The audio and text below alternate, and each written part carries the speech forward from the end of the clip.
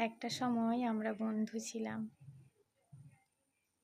তারপর হয়তো অন্য কিছু হওয়ার কথা ছিল, কিন্তু আর হয়ে ওঠেনি।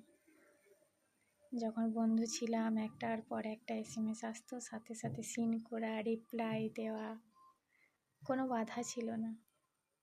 হঠাৎ করে ঝড় আসে, হয়ে যায় আলাদা মোড়া। আমার জন্মদিনটাও আর মনে পড়ে না তোমার।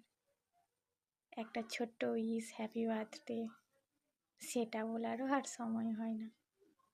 হঠাৎ করে তুমি ব্যস্ত হয়ে গেলে, এতটাই ব্যস্ত যে মেসেজ করা তো দূরের কথা, মেসেজ গেলেও সেগুলো আর সিন হতো না। খারাপ লাগতো, বাট এখন আর লাগে না। ঠিক আছে, ইটস ওকে।